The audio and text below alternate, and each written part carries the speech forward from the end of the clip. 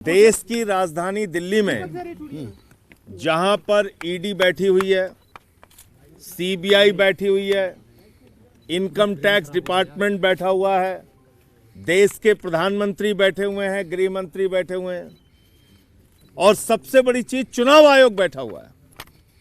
उनकी नाक के नीचे खुलेआम अरविंद केजरीवाल जी के विधानसभा क्षेत्र में 1100 रुपए वोटर्स को रिश्वत के रूप में दिया जा रहा है। करोड़ों रुपए पूर्व सांसद परवेज वर्मा के घर से बरामद हो सकते हैं अगर ईडी वहां पे छापे मारे। ये अवैध धन है। मुझे दे दो, छोड़ दो। और वो पैसा खुलेआम वोट खरीदने के लिए बांटा जा रहा है दिल्ली के अंदर। आप लोगों ने अपने कैमरे में उन महिलाओं के वीडियो और फोटो कैद किए हैं जिनको 1100 रुपए दिए गए। उसमें प्रधानमंत्री की फोटो लगी हुई है, कार्ड लगा हुआ है, कार्ड है और सीना ठोक के प्रवेश वर्मा कह रहे हैं हम तो रुपया बांटेंगे। सिरसा, मनजिंदर सिंह सिरसा, उनके इलाके में भी वो रुपया बांट रहे हैं। वोटर्स को लुभाने के लिए, मतदाताओं को लुभाने के लिए पैसे दे रहे हैं, कैश दे रहे हैं। और इसकी शिकायत आज जब मैं ईडी के यहां करने के लिए आया तो बाकायदा मैंने मेल भेजा, बताया उनको कि 4 बजे हम आएंगे। लेकिन जो ईडी हर काम में सक्रिय हो जाती है उसके पास मिलने का समय नहीं है। उनके दफ्तर में ये रिसीविंग दी गई है, ये पत्र हमारा शिकायती पत्र रिसीव कर लिया गया है ईडी के द्वारा। इतना ही एहसान किया इन्होंने, लेकिन किसी अधिकारी ने मिलकर शिकायत सुनने की जरूरत नहीं समझी। तो इसका मतलब क्या है? इसका मतलब है कि ईडी सिर्फ और सिर्फ सत्ता पक्ष के कहने पे, प्रधानमंत्री के इशारे पर विधायकों को पकड़ना, मंत्रियों को पकड़ना, मुख्यमंत्री को पकड़ना, सरकारों को गिराना, तोड़फोड़ करना, उसकी एक एजेंसी बन गई है। ये पीएमएलए का सीधा सीधा मामला है। आज भी अगर ईडी छापा मारे, और कल से हम लोग बार बार ये कह रहे हैं, प्रवेश वर्मा को पुलिस प्रोटेक्शन मिली हुई है, पुलिस वहां पे खड़ी है, पुलिस के संरक्षण में वो रुपया बांट रहा है।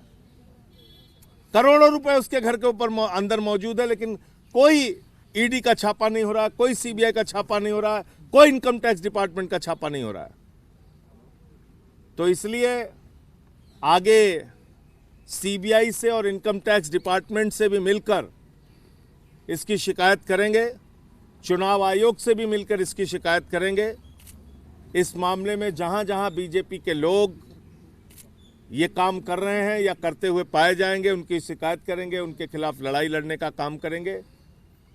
लोकतंत्र का कैसे गला घोटा जा रहा है, किस तरह से पूरा का पूरा सिस्टम कोलैप्स कर गया है, किस तरीके से चुनाव आयोग, ED, CBI, income tax department खामोश है और भारतीय जनता पार्टी रुपया बांट रही है दिल्ली में, ये अब सबके सामने आ चुका है।